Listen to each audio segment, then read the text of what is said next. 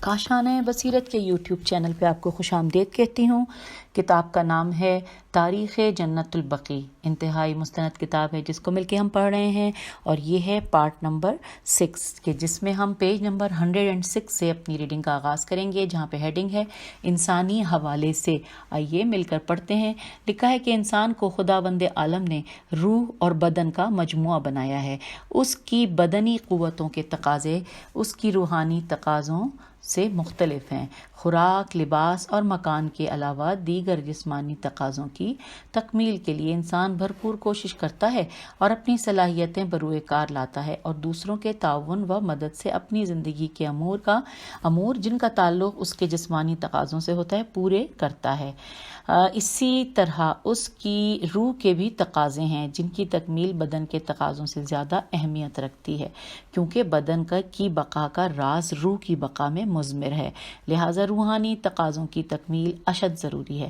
روحانی تقاضوں میں سے ایک یہ ہے کہ انسان دوسرے ہم نوا افراد سے محبت کرتا ہے، ان کا احترام کرتا ہے، ان کے حقوق ادا کرتا ہے اور ان کی یاد کا چراغ دل میں روشن رکھتا ہے۔ اس لحاظ سے ہر وہ شخص کے جس سے کسی بھی حوالے سے تعلق و ربط ہو، اس کی زندگی میں اس سے ملاقات، اس کی ہم نشینی اور اس کے انس کے تمام حوالے زندہ رکھنے کا خواہاں ہوتا ہے۔ جتنی کسی سے محبت و انس زیادہ ہوتا ہے، اس کی یاد کی روشنی بھی اسی مقدار میں اس کے کاشانۂ دل اور دماغ میں زیادہ ہوگی۔ اسی طرح ہم آگے پیج 107 پہ اسی طرح روحانی رشتوں میں ان افراد سے تعلق کی بات آتی ہے جن سے دینی و عقیدتی ربط ہوتا ہے، تو ان سے عقیدت کے تقاضوں کی تکمیل بھی انسانی ضرورت ہے، یہاں تک کہ ان کے اس دنیا سے چلے جانے کے بعد بھی ان کی یاد زندہ رکھنے کے لیے اقدامات کیے جاتے ہیں۔ اس انسانی حوالے سے بزرگان دین کی قبور کی تعمیر و بقا اور حفاظت روحانی تقاضوں کی تکمیل اور فطری اقدار کی پاسداری و تحفظ کے زمرے میں آتی ہے۔ فطری جذبات کا عملی احترام ناگزیر ہوتا ہے، لہٰذا عام طور پر دیکھنے میں یہی آیا ہے کہ جہاں کہیں بھی دینی عقیدت کی مشہور شخصیات کے مزارات تعمیر ہوئے ہیں، وہاں جا کر محبت و احترام کا اظہار روحانی سکون کا سبب بنتا ہے، اور اسی محبت و عقیدت کی وجہ سے ان مزارات کی تزئین نفوس کی تسکین کا باعث ہوتی ہے۔ یہ ایک فطری امر ہے کہ انسان روحانی سکون کے حصول کے لیے ہر وہ راہ اختیار کرتا ہے جسے عقل تسلیم کی تائید حاصل ہو۔ اچھا جی، آگے لکھا ہے تعمیر مزارات و قبور بھی انہی امور میں سے ہیں جن کی توثیق عقلی معیاروں سے ہوتی ہے، اور عقل سلیم اس کی ممانعت نہیں بلکہ حوصلہ افزائی کرتی ہے، اور اسے روحانی و فطری تقاضوں کی تکمیل کا ایک انداز قرار دیتی ہے، کیونکہ اس سے محبت و عقیدت کے جذبوں کو تقویت ملتی ہے۔ اب ہم آ گئے پیج 108 پر، جہاں پر ہیڈنگ ہے اجتماعی و معاشرتی فوائد۔ آئیے جانتے ہیں۔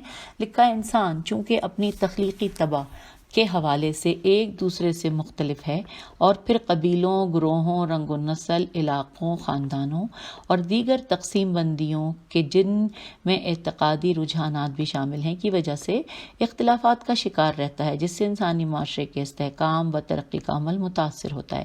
لیکن اگر باہمی روابط کو انسانی بنیاد پر استوار کیا جائے اور دوسرے لفظوں میں ایک دوسرے کے غم و خوشی میں شرکت کی جائے، تو اس سے آپس میں محبت پیدا ہوتی ہے اور وجودی قوتیں یکجا ہونے کے امکانات روشن ہو جاتے ہیں۔ قبور کی اہمیت اور ان کو احترام و اہمیت دینا بھی اسی سلسلے کی ایک کڑی ہے کہ اقوام و ملل لکھا ہوا ہے میم لام لام ایک دوسرے کے عزیزوں اور بزرگوں سے بالخصوص روحانی پیشواؤں کی قبور و مزارات پر آ کر ان سے ادائے احترام کرتے ہوئے باہمی انس و محبت کی روایات قائم کر سکتے ہیں۔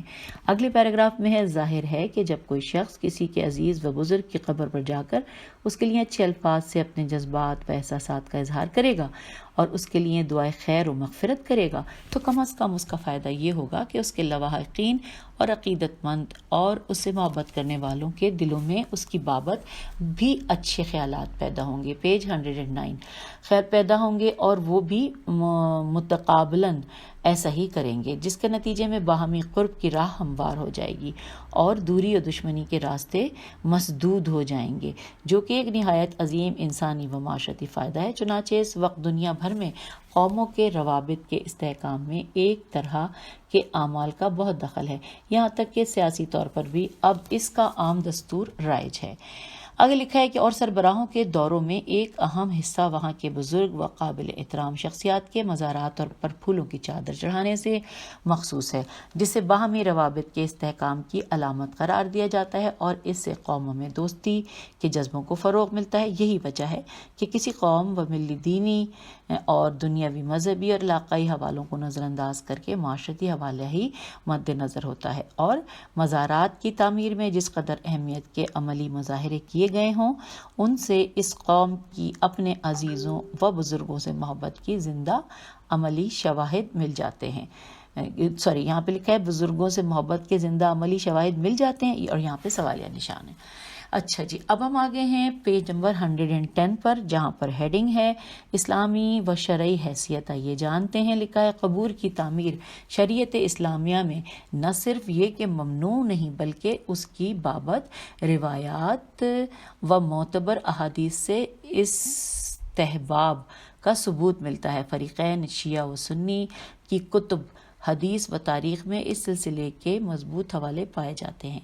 ان سب احادیث و روایات اور ان پر تفصیلی بحث کرنے کے لیے مستقل کتاب کی ضرورت ہے، لیکن یہاں صرف اس امر کا تذکرہ مقصود ہے اور اسی پر اکتفا کیا جاتا ہے کہ تعمیر قبر سنت رسول صلی اللہ علیہ وآلہ وسلم ہے، اور حضرت صلی اللہ علیہ وآلہ وسلم نے خود اس عمل کو انجام دے کر عملی طور پر اس کے استحباب کا ثبوت فراہم کیا ہے۔ چنانچہ آپ صلی اللہ علیہ وآلہ وسلم مکہ مکرمہ میں اپنے بزرگوں کی قبور پر تشریف لاتے تھے اور ان کی یاد میں اظہار غم بھی کرتے تھے۔ مدینہ منورہ میں حضور صلی اللہ علیہ وآلہ وسلم نے جب عثمان بن مظعون رضی اللہ کی تدفین کا حکم دیا تو خود تشریف لائے اور وہاں قبر بنوائی۔ اس کے علاوہ اپنے فرزند ابراہیم علیہ السلام کی قبر بنوائی اور علم القبر کے الفاظ سے حضرت صلی اللہ علیہ وآلہ وسلم کے عمل تعمیر قبر اور اس پر نشان قائم کرنے کا ثبوت روایات سے ملتا ہے۔ آئیے پیج نمبر 111 کو پڑھتے ہیں۔ لکھا ہے اس کے علاوہ جو اہم بات یہاں مورد توجہ ہے وہ یہ ہے کہ حضرت صلی اللہ علیہ وآلہ وسلم کے بعد کسی بھی دور خلافت میں قبور کی تعمیر یا ان پر نشان قائم کرنے کی ممانعت نہیں ہوئی۔ چنانچہ صحابہ کرام رضی اللہ تعالیٰ عنہ بھی حضرت صلی اللہ علیہ وآلہ وسلم کی سنت و طریقے پر عمل کرتے ہوئے جنت البقیع میں آ کر اصحاب قبور کی مغفرت کے لیے دعائیں کرتے تھے۔ اس وقت بھی قبور پر بڑے نشانات موجود تھے اور مزارات کی تعمیر کا سلسلہ چونکہ اس دور میں اس صورت میں نہ تھا تو جو کہ موجودہ دور میں ہے، لہٰذا انہی نشانات پر اکتفا کیا جاتا تھا۔ اگلے پیراگراف میں لکھا ہے کہ حضرت پیغمبر اسلام صلی اللہ علیہ وآلہ وسلم کا عمل حجت ہے اور شرعی طور پر حضرت صلی اللہ علیہ وآلہ وسلم کے عمل کا مقام و اہمیت اور حیثیت وہی ہے جو آپ صلی اللہ علیہ وآلہ وسلم کے فرمان و قول کی ہے۔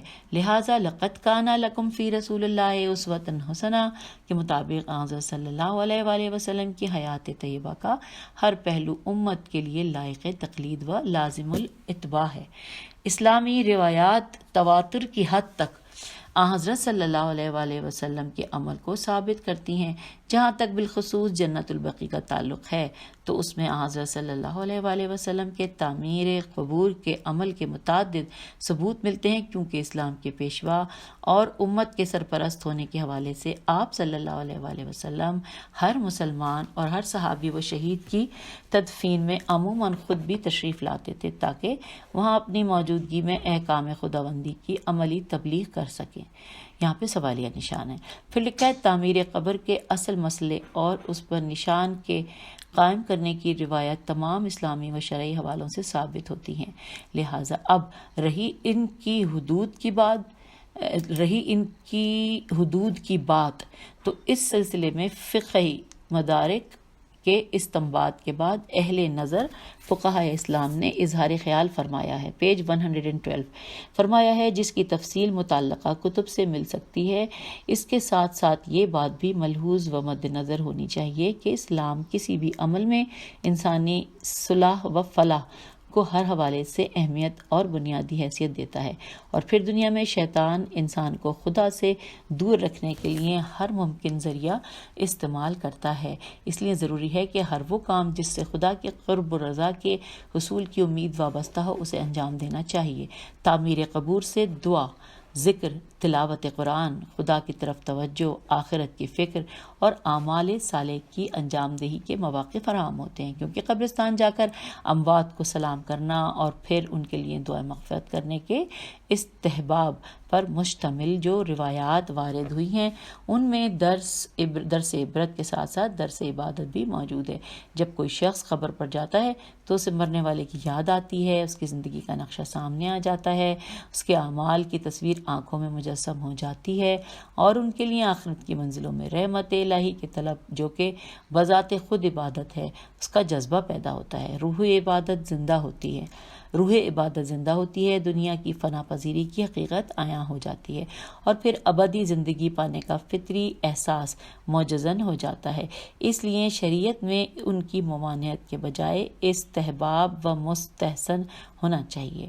آگے لکھا ہے اس مقام پر حضرت پیغمبر صلی اللہ علیہ وآلہ وسلم کے عمل کے حوالے سے تعمیر قبر کی شرعی حیثیت کے بیان پر اکتفا کرتے ہوئے اس مطلب کی طرف اشارہ ضروری ہے کہ قبر کی تعمیر یا مزار و گنبد بنانا اموات کی پرستش نہیں کہلاتا، کیونکہ پرستش و سجدہ خداوند عالم کے علاوہ کسی کے لیے روا نہیں۔ پیج 113 اور جو شخص قبور کی عبادت کا عقیدہ رکھے وہ شرک کا مرتکب ہوگا۔ کیونکہ عبادت صرف ذات احدیت سے مختص ہے، اس کے علاوہ کوئی بھی عبادت کا استحقاق نہیں رکھتا۔ مزارات پر حاضری دینا قبر پرستی نہیں، ادائے احترام و اظہار عقیدت و محبت ہے۔ تو یوں سامعین ہم نے پیج 113 مکمل کیا اور اس کے بعد 113 جی مکمل کیا۔ اب آگے مجھے جو ہے وہ نظر آ رہا ہے کہ پیج یہ خالی ہے، اور اس کے بعد پھر لکھا آ رہا ہے کہ جنت البقیع میں مدفون شخصیات کا تعارف۔ اب یہ ہم ان چیزوں کو دیکھتے دیکھتے جو ہیں وہ پیج نمبر کس پر آ گئے؟ 17 پر۔ اس میں جو جن حضرات کے نام ہیں حضرت عباس بن عبد المطلب، آئیے ان کے بارے میں پڑھتے ہیں۔ لکھا ہے آپ قریش کی بزرگ شخصیات میں سے تھے۔ آپ کی والدہ ماجدہ نتیلہ بنت خباب حضرت پیغمبر اسلام صلی اللہ علیہ وآلہ وسلم سے 2 یا 3 سال عمر میں بڑی تھیں۔ اچھا، حوالہ اس میں لکھا ہے جمہرۃ النساب العرب صفحہ نمبر 15 اور پیج نمبر 15 اور ساتھ میں 301 بھی لکھا ہوا ہے، اور تالیف ابن حزم۔ پھر اگلا جو حوالہ ہے وہ تہذیب التہذیب جلد نمبر 15 صفحہ نمبر 132 اور ابن حجر اسقلانی۔ اور پھر اگلی لکھی ہے جو حوالہ ہے الاصابہ فی تمیز الصحابہ جلد نمبر 2 صفحہ نمبر 271 اور زبیر بن بکار، یہ حوالے تھے۔ پھر اس کے نیچے لکھا ہے کہ آپ خانہ کعبہ کی حفاظت یعنی سقایت و عمارت کے ذمہ دار افراد میں سے تھے۔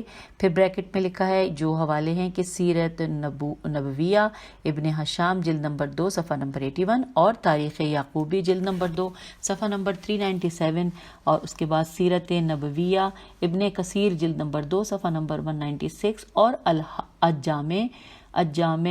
الجامع لأحکام القرآن جلد نمبر 7 صفحہ نمبر 91 اور اسباب النزول واحدی۔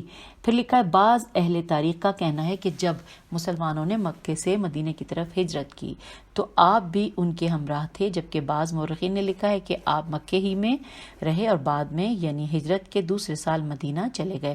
آپ نے جنگ حنین اور حوازن میں اپنی ایمانی شوکت کا مظاہرہ کیا۔ اس کے بعد آپ نے صحابہ کرام میں خاص مقام پایا اور حضرت پیغمبر اسلام صلی اللہ علیہ وآلہ وسلم آپ کو عزت کی نگاہ سے دیکھتے تھے، خواہ ہجرت سے قبل خواہ ہجرت کے بعد۔ ہم آگئے پیج 118 پر۔ چنانچہ ابن حجر مکی نے کتاب الاسلبہ جلد نمبر 2 صفحہ نمبر 271 میں لکھا ہے کہ ابن حارث نے کہا کہ عہد نبوی، یہ میں بریکٹ میں یہاں پہ لکھا ہے کہ عہد نبوی صلی اللہ علیہ وآلہ وسلم میں عباس بن عبد المطلب لوگوں میں بلند مقام رکھتے تھے اور صحابہ کرام آپ کی بزرگی کا اعتراف کرتے اور آپ سے مشورہ اور رائے لیتے تھے۔ یہاں پہ بریکٹ کلوز ہو گیا۔ پھر لکھا ہے کہ حضرت پیغمبر اسلام صلی اللہ علیہ وآلہ وسلم سے منقول ہے کہ آپ صلی اللہ علیہ وآلہ وسلم نے فرمایا کہ جس نے میرے چچا یعنی عباس بن عبد المطلب کو اذیت پہنچائی گویا اس نے مجھے اذیت دی۔ اس کے علاوہ حضرت صلی اللہ علیہ وآلہ وسلم کی دیگر احادیث اور جناب عباس کے بارے میں فضیلتوں کا ذکر درج ذیل کتب میں موجود ہے۔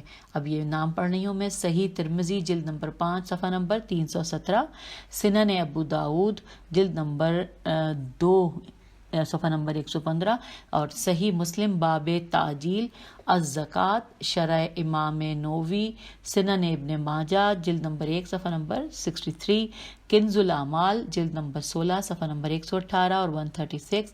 اچھا، اب آگے لکھا ہے کہ جب حضرت پیغمبر اسلام صلی اللہ علیہ وآلہ وسلم کا انتقال ہوا تو آپ حضرت صلی اللہ علیہ وآلہ وسلم کی تدفین میں شریک تھے اور اہل بیت علیہ السلام ان کا احترام کرتے تھے۔ بحوالہ مسند احمد بن حنبل حدیث نمبر 3858، سیرت نبویہ ابن حشام جلد نمبر 4 صفحہ نمبر 304 اور 314، مجمع الزوائد حافظ نور الدین ہیشمی جلد نمبر 6 صفحہ نمبر 180 اور 182۔ پھر حضرت عباس بن عبد المطلب نے سقیفہ بنی ساعدہ میں شرکت نہ کی۔ اس کا حوالہ ہے مروج الذہب مسعودی جلد نمبر 2 صفحہ نمبر 307 اور شرح نہج البلاغہ ابن ابی الحدید جلد نمبر 1 صفحہ نمبر 17 جی صفحہ نمبر 17 ہی مجھے لگ رہا ہے، اس کو میں دوبارہ سے دیکھ لیتی ہوں۔ حدید جلد نمبر 1 صفحہ نمبر 17 جی المختصر فی اخبار البشر ابو الفدا جلد نمبر 1 صفحہ نمبر 156، تاریخ یعقوبی صفحہ نمبر 524۔ خلفاء نے ہمیشہ جناب عباس کا احترام کیا اور آپ کو قدر و منزلت کی نگاہ سے دیکھتے تھے۔ حوالہ ہے الاستیعاب جلد نمبر 3 صفحہ نمبر 100۔ ہم آگئے ہیں پیج 119 پر۔ لکھا ہے نماز استسقاء میں تمام صحابہ کرام نے ان کی اقتداء کی جس سے ان کی فضیلت کا ثبوت ملتا ہے۔ اس میں حوالہ لکھا ہے صحیح بخاری حدیث نمبر 3710 اور فتح الباری ابن حجر اسقلانی جلد نمبر 2 صفحہ نمبر 494 اور الاستیعاب جلد نمبر 3 صفحہ نمبر 98 اور کنز الاعمال جلد نمبر 16 صفحہ نمبر 120۔ یہ ہم نے پڑھ لیا حوالے۔ پھر نیچے پیراگراف میں لکھا ہے صفحے کے آخری کہ جناب عباس 33 ہجری کو مدینہ منورہ میں انتقال کر گیا۔ آپ کی قبر کے بارے میں وفا الوفا میں سمودی نے لکھا ہے کہ دفن العباس بن عبد المطلب، مطلب اس کا ترجمہ پڑھتے ہیں نیچے کیونکہ 3 لائنیں تھیں، کہ عباس بن عبد المطلب کو فاطمہ بنت اسد علیہ السلام کی قبر کے قریب دفن کیا گیا جو کہ بنی ہاشم کی پہلی قبروں میں سے ہے جہاں عقیل بن ابی طالب کا گھر تھا۔ یوں ہم نے پیج نمبر 119 پڑھ لیا۔ اب آئیے آگے چلتے ہیں۔ پیج 120 کے اوپر لکھے ہے جناب ابراہیم بن رسول اللہ صلی اللہ علیہ وآلہ وسلم۔ آئیے ان کے بارے میں جانتے ہیں۔ جناب ابراہیم علیہ السلام حضرت پیغمبر صلی اللہ علیہ وآلہ وسلم کی زوجہ ماریہ کے بطن سے تھے۔ آپ ذی الحجہ 8 ہجری کو پیدا ہوئے۔ حضرت پیغمبر اسلام صلی اللہ علیہ وآلہ وسلم کو ان سے بہت محبت تھی اور ہمیشہ ان سے اظہار محبت فرمایا کرتے تھے۔ وہ عہد طفولیت میں ہی وفات پا گئے اور آپ کو جنت البقیع میں سپرد خاک کیا گیا جس میں حضرت پیغمبر اسلام صلی اللہ علیہ وآلہ وسلم بنفس نفیس شریک تھے۔ حوالہ ہے السقات ابن حبان جلد نمبر 1 صفحہ نمبر 282۔ اگلے پیراگراف میں لکھا ہے کہ جناب ابراہیم بن رسول اللہ صلی اللہ علیہ وآلہ وسلم کی وفات کے بارے میں مورخین و محدثین کے درمیان ایک بحث چھڑی ہوئی ہے، جس پر بعض حضرات بہت زیادہ اہمیت کے ساتھ اس بات کو بیان کرتے ہیں کہ ان کی وفات کا سبب کسوف یا خسوف یعنی سورج گرہن یا چاند گرہن تھا۔ یہاں پہ سوالیہ نشان ہے۔ پھر آگے لکھا ہے اس صفحے کے آخری پیراگراف میں کہ لیکن اسلامی روایات اور تعلیمات کے مطابق یہ بات درست نہیں بنتی، کیونکہ ان دونوں حوادث کا تعلق نظام شمس و قمر سے ضرور ہے کہ جو ہماری زندگی میں خاص اہمیت رکھتا ہے، لیکن اس سلسلے میں جو بات حضرت پیغمبر صلی اللہ علیہ وآلہ وسلم نے ارشاد فرمائی وہ سند ہے۔ آپ نے فرمایا، ہم آ گئے پیج 121 پہ، آپ نے فرمایا کہ اب اس کا ہم ترجمہ پڑھتے ہیں کہ سورج اور چاند خدا کی نشانیوں میں سے 2 نشانیاں ہیں، جب تم انہیں دیکھو تو خدا کو یاد کرو، دعا مانگو، تکبیر کہو، نماز ادا کرو اور صدقہ دو۔ ایک تو یہاں پر لکھا ہے اور اس سے صاف طور پر ظاہر معلوم ہوتا ہے کہ کسوف و خسوف کا کسی کی موت و حیات میں کوئی دخل نہیں، اور حوالہ ہے صحیح بخاری، سنن الکبریٰ اور بہیقی اور دیگر کتب۔ اس کے بعد لکھا ہے لہٰذا اہل نجوم اور جادوگروں کے بیانات غلط ہیں کہ ان 2 کا انسان کی زندگی اور موت سے گہرا ربط ہے۔ اچھا، بنا بری زمانہ جاہلیت کے اس غلط و موہوم نظریے کہ جس کی تبلیغ عموماً بنی اسرائیل نے کی، حضرت صلی اللہ علیہ وآلہ وسلم کے بیان سے اس کی قلعی کھل جاتی ہے۔ اب اس پیج کا آخری وہ ہے پیراگراف کہ یہاں یہ بات بھی قابل ذکر ہے کہ بعض نجومیوں نے یہ بھی کہا کہ جناب ابراہیم علیہ السلام کی وفات پر حضرت صلی اللہ علیہ وآلہ وسلم اس قدر مغموم تھے کہ کسوف و خسوف کا واقعہ پیش آ گیا اور سورج کو گہن لگ گیا۔ چنانچہ صحیح بخاری نے مغیرہ بن شعبہ سے اور کتاب فروع کافی میں کلینی رحمۃ اللہ علیہ سے ذکر فرمایا ہے کہ اچھا، اب یہ جو ذکر فرمایا ہے جو ہے وہ آگے ہم جا کے پڑھیں گے کیونکہ پیج بدل گیا ہے۔ بیچ میں ہم ابھی تھے پیج 121 پہ، بیچ میں پیج 122 آیا ہے جس میں اسی طرح بلیک کلر کی کوئی تصویر ہے اور جس میں جو حضرت ابراہیم ابن رسول اللہ کی قبر مبارک کی تصویر ہے، لیکن ظاہر ہے ہمیں کچھ بھی نہیں نظر آ رہا۔ تو آئیے اگلا صفحہ یعنی کہ 123 پہ ہم یہاں سے آگے چلتے ہیں کہ چنانچہ صحیح بخاری نے مغیرہ بن شعبہ سے اور کتاب فروع کافی میں کلینی رحمۃ اللہ علیہ نے ذکر فرمایا ہے کہ یوم وفات ابراہیم تا قبض ابراہیم ابن رسول اللہ بریکٹ میں لکھا ہے عہد نبوی میں ابراہیم کی وفات کے دن سورج گرہن ہوا بریکٹ کلوز۔ اس دن اس واقعے کا ہونا اس بات کا موجب بنا کہ لوگ غلط فہمی میں مبتلا ہو کر اسے ابراہیم علیہ السلام کی وفات سے مربوط قرار دینے لگے۔ اس میں کوئی شک نہیں کہ حضرت پیغمبر صلی اللہ علیہ وآلہ وسلم اپنے فرزند کی موت سے بہت غمزدہ ہوئے، اور آپ صلی اللہ علیہ وآلہ وسلم کے غم میں شمس و قمر کا نظام درم برم یا متاثر ہونا خلاف عقل بات نہیں، کیونکہ سارا عالم انہی کے طفیل باقی ہے۔ جب وہ غمزدہ ہوں تو سارا عالم، دنیا، زمین اور آسمان اور سورج چاند سب کچھ غمزدہ ہوتا ہے، لیکن اسے ابراہیم علیہ السلام کی موت کا سبب قرار دینا ہرگز درست نہیں۔ یہ سب کچھ خدا کے ہاتھ میں ہے۔ اب اس میں آخری لائن ہے اس پیج کی کہ اگر وہ چاہے تو سورج گرہن یا چاند گرہن کو تو کیا پورا جہان درہم برہم ہو سکتا ہے؟ یہاں پر یہ بات ختم ہوئی ہے۔ اب ہم پیج نمبر 124 پہ آ گئے ہیں جہاں پر ہیڈنگ ہے حضرت فاطمہ بنت اسد۔ آئیے ان کے بارے میں جانتے ہیں۔ لکھا ہے تاریخ اسلام کی مقتدر خواتین میں حضرت فاطمہ بنت اسد علیہ السلام کا نام نمایاں ہے۔ آپ اسد بن ہاشم کی دختر اور محسن اسلام حضرت ابو طالب علیہ السلام کی زوجہ تھیں۔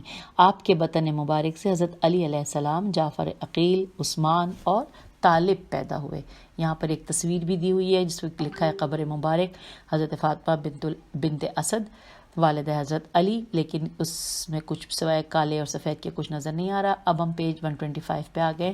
لکھا ہے آپ ہی وہ عظیم شخصیت ہیں جنہیں خداوند عالم نے یہ اعزاز بخشا کہ آپ نے خانہ کعبہ میں بچہ جنا، اور تاریخ نے اس کی گواہی دی کہ اس سے پہلے کوئی ولادت خانہ کعبہ میں نہ ہوئی تھی اور نہ ہی اس کے بعد ہوئی۔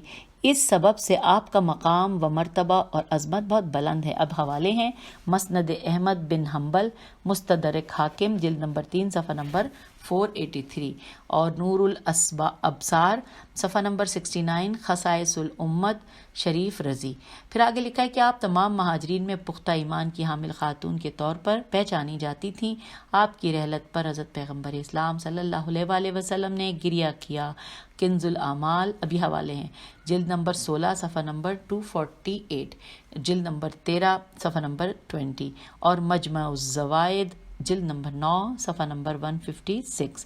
اب آئیے ہم اگلے پیج پر آ گئے ہیں، یعنی کہ پیج نمبر 126، اور اس پر ہم پڑھنے جا رہے ہیں جو نام لکھا ہے عقیل بن ابی طالب علیہ السلام۔ یاد رہے کہ ہم ان تمام ہستیوں کے بارے میں اس کتاب میں جان رہے ہیں اس وقت، کہ جو کہ جنت البقیع میں دفن ہیں۔ جی اب آگے لکھا ہے کہ اس میں لکھا ہے کہ حضرت ابو طالب علیہ السلام کے فرزندوں میں سے عقیل عمر میں حضرت علی علیہ السلام سے 20 سال بڑے تھے۔ حوالہ ہے الاکمال، جلد نمبر 6 صفحہ نمبر 226، طبقات ابن سعد جلد نمبر 6 صفحہ نمبر 6، اور تہذیب التہذیب ابن حجر عسقلانی جلد نمبر 7 صفحہ نمبر 254 و دیگر کتب۔ اب آگے لکھا ہے کہ جناب عقیل علم الانساب میں مہارت کے حوالے سے شہرت رکھتے تھے۔ اب اس کا حوالہ ہے الاستیعاب جلد نمبر 3 صفحہ نمبر 158، اور مجمع البحرین تریہی صفحہ نمبر 446۔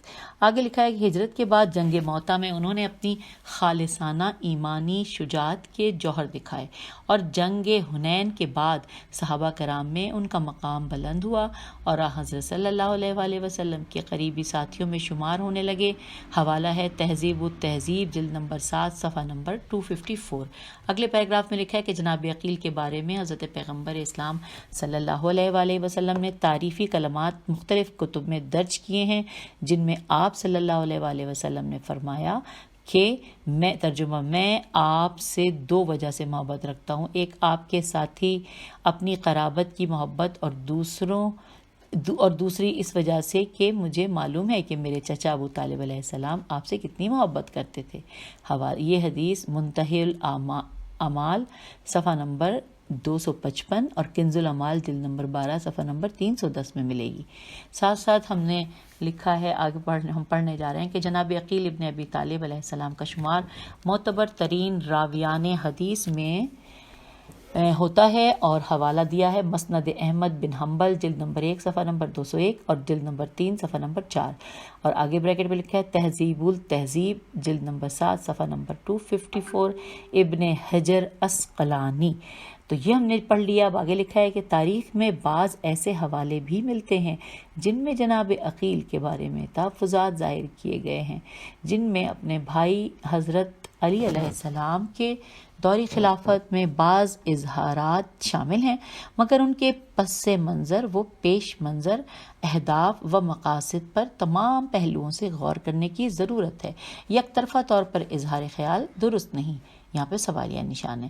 پھر نیچے لکھا ہے کہ حضرت علی علیہ السلام کی خلافت کے زمانے میں جناب عقیل نے شام کا سفر کیا اور امیر شام معاویہ بن ابی سفیان سے بنی ہاشم کے حقوق اور حضرت علی علیہ السلام کی ارجیت و افضلیت کے بارے میں گفتگو اور مذاکرات کیے۔ حوالہ ہے الاستیعاب جلد نمبر 3 اور صفحہ نمبر 158، اور ساتھ میں لکھا ہے کہ العقد الفرید جلد نمبر 4 صفحہ نمبر 78 اور مجمع البحرین صفحہ نمبر 441 ہے شاید۔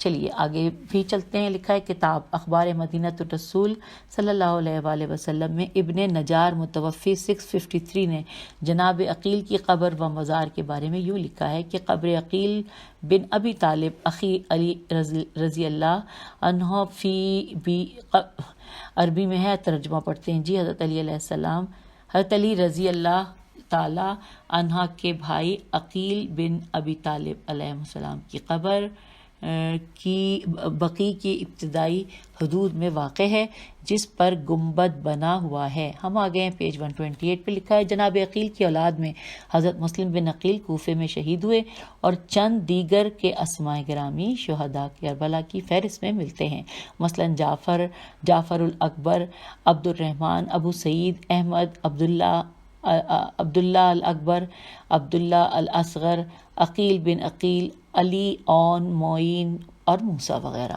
یوں ہم نے پیج 128 کو مکمل کر لیا ہے، اور اس سے آگے ہم چلیں گے ابھی، اور ہم یہ بھی کر سکتے ہیں کہ ہم ابھی اس سے آگے چلیں، اور یہ بھی کر سکتے ہیں کہ ہم اگلی آڈیو میں اس سے آگے چلیں۔ چلیے دیکھتے ہیں، ایسا کرتے ہیں کہ ہم یہاں پہ آپ سے اجازت لے لیتے ہیں، اور انشاءاللہ اگلی آڈیو میں اس سے آگے پڑھیں گے۔ خدا حافظ، فی امان اللہ۔